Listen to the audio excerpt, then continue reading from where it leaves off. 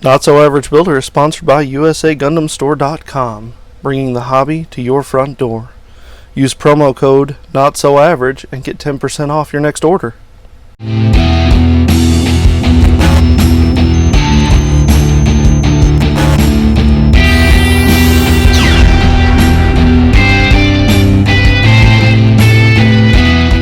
Hey guys, Tom here, and this is Not So Average Builder. And I have a question for you. Did you know that USAGundamStore.com sells Warhammer stuff? Well, they do. A bunch of it. And it's at really good prices. Plus, you can use my discount. I'm going to order, eventually, the new Apocalypse box set to finish out my army for my Night Lord's army. And already, it's at an amazing deal. It's $170 at Games Workshop. It's $144 on USA Gundam Store's website. I mean, that's already $30 plus my 10% off that I can give you. It's a no-brainer. No-brainer. But today, I'm going to show you how I'm going to paint my Night Lord's HQ. Now, it's not going to be like this for all of the kits. I'm going to airbrush and make it a lot quicker since I do have 10 of them to paint. But my Night Lord HQ, or the head of my, or one of the heads of my army, I want to take a little extra time. So all of my HQs are going to get that extra special treatment, and the regular ones are going to still get some nice treatment with some airbrush transitions and all those things. But that's something to look forward to. But before we get into this video and show you what all I used, if you like this content, give it a thumbs up. If you're not a subscriber, please consider subscribing. I post up at least once a week, and I try and get my content out on time the same day every week on Tuesday mornings, Eastern Standard Time, probably around 7:30, 8 o'clock. Now, I also want to talk about my Patreon. Now, if you like early access to things, then Patreon is for you. I have a bunch of different tiers, and for right now, all of the tiers have early access to my videos, a week to 2 weeks ahead of the rest of the world. And I do that because you guys are awesome. That being said, if you would like early access to these, then become my Patreon. The link is down in the description below. But in case you don't want to go looking for that, it's patreon.com/NotSoAverageBuilder. Go check it out. A bunch of different tiers, and then you can also put your own denomination. And that would be nice. Anything helps. It's awesome. I'd love it. But without further ado, let's jump into the video. Before we get started, it is always important to prime your models. I've primed it in Stynylrez Gray Primer, and I'm going to do a very thin down coat of Abaddon Black over top of all of that.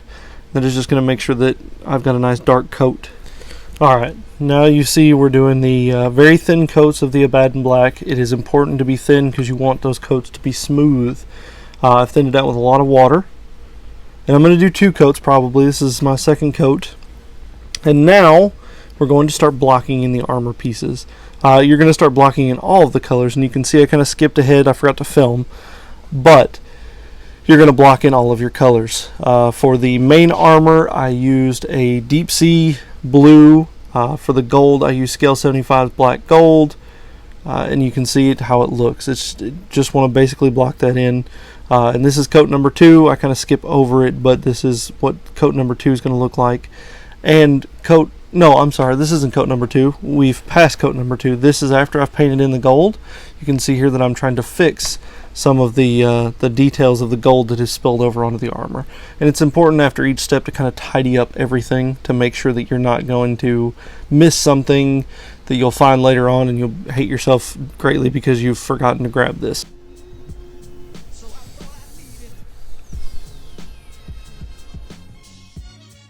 Alright, once all that's done, I'm going to show you a little trick on painting fire. I'm pretty sure this is hair coming out of this guy's head, but I want it to look like fire because Night Lords, why not? And you start off with a yellow, a very thin down, and all your paints are always thin. Thin down yellow, and I painted about a quarter of the way out. And I kind of zoom in here. I apologize for this, I'm trying something new on here, but you'll kind of start off because the flame is the brightest towards the base, and the farther away it gets, it's darker. So I'm going to start with this yellow, paint about a quarter. One you'll see in here in a few seconds, I'm going to do the orange, which is the middle section, and I'm just going to paint this in without them drying, and that's the goal. We're going to kind of wet blend. Here's the orange. I'll throw that on there. And then I'm going to go with a red in between that. Or no, after that, I'm sorry. And what that's going to do is it's going to make sure that you kind of get that flame effect. And if you do them when they're wet, then the previous color will mix in. You almost have a seamless transition. I don't get it perfect, and it definitely takes some practice to get used to, but it's definitely something that you should always try and push yourself, because, you know, if you're here, you're not an average builder. You're a not so average builder all day, every day. And I want to show you guys the tips and tricks that I've learned. As you can see now, I'm taking the orange. I got a little too watered down. But you're going to take the orange and you're going to blend it back into the red. And I'm doing the yellow the same way. I may end up going back over this because I don't think there's enough orange in it, so it's kind of like a yellow to red transition, and it doesn't do what I want it to do. I kind of wanted the yellow to transition to the orange and the orange to transition to the red. And I eventually do some black. You'll see that here where I go towards the tip, almost that smoky appearance. Granted, yes, this isn't, I don't think it's really fire. I think it's more hair, but oh well. This is my HQ, and I'm going to do what I want. And you can see I'm still kind of wet blending, trying to get it perfect. And here's the black. Just kind of put it on the tip.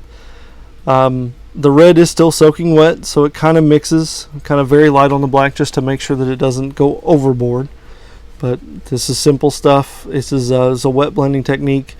Yeah, and as you can see, this is what it looks like so far. I mean, I may end up going back over it. It does dull down once it dries. So these are acrylic paints.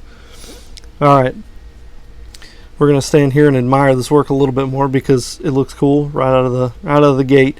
But we are nowhere near done. There's gonna be a ton of stuff that we're gonna do to this. So I think now we're gonna start on the first highlight color. And what I did was I grabbed a slight highlight that wasn't as good. So now I'm getting a more stark highlight, which will be your first one.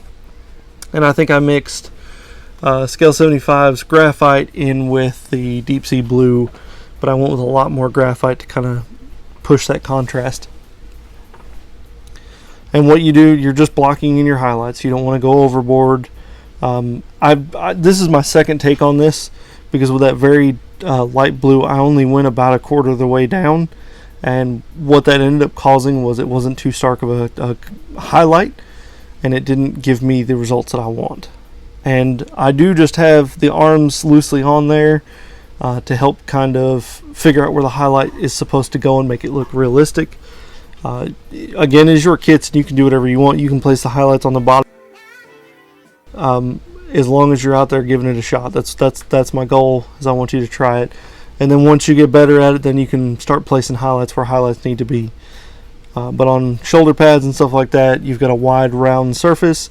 You want to add that on there in like a circular motion or circular shape. That's what I'm trying to say. You can see that here with this big wide flat pauldron. I'm going to take I'd say a little under half of the pauldron. That's where I'm going to start my line. I end up going a little farther down because I was messing up with my brush, but it is definitely something to give a shot. It looks good once you blend it.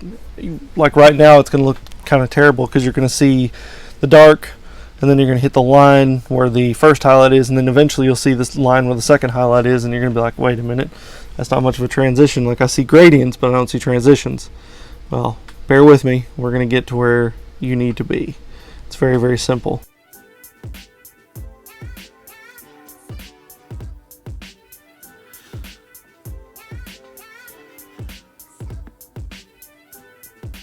And you can see here I still kind of play around with it and try and learn what I need to do, where I need to put stuff. And this is my first ever time doing this. I've done this once before on the ultramarine that I did, but it was nowhere near. I kind of just did this part and was like, oh, that's good, I'm done. And I learned quickly that is not the case. And if you don't get your line as straight as possible, it's not as big a deal. But it is kind of important, so make sure you just kind of keep it as straight as possible. Now we're going to start on our second highlight, and you want this half of the first highlight, and you'll see what I'm talking about. In this one, I'm just using the pure graphite. No, just thinned down, obviously, but no other colors. and I'll do about half of the highlight for that, and we'll go through the rest of the model and we'll do all that stuff. And that what that does is that it creates the layout for the rest of your highlights where you're going to start to do your blending. And blending was the hard part. This I've done. I kind of got the idea where highlights need to go, but blending was something that I'd never done before, and we're going to try it out and see how it goes.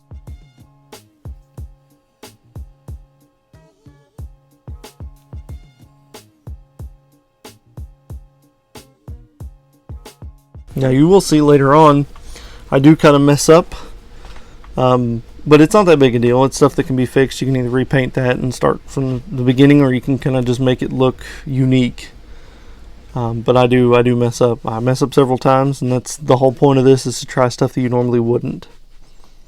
Alright, so now's the fun part.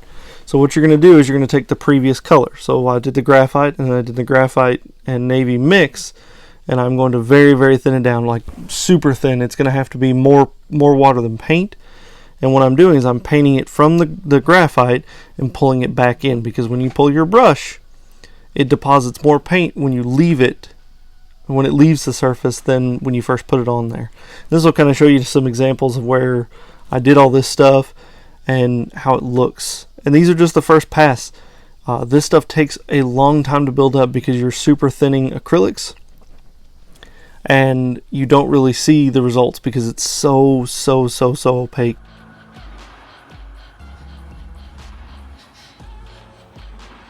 But you want to increase that. Now, after I've done all that, I took a white gray and I'm going to push the highlights even further.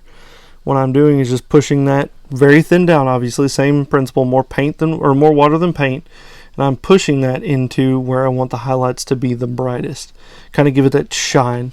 Now we'll go back in later on and we will do an edge highlight of sorts to kind of really make this. But as far as this goes, I'm just using a really thin down white gray solution to kind of push the highlights a little bit further.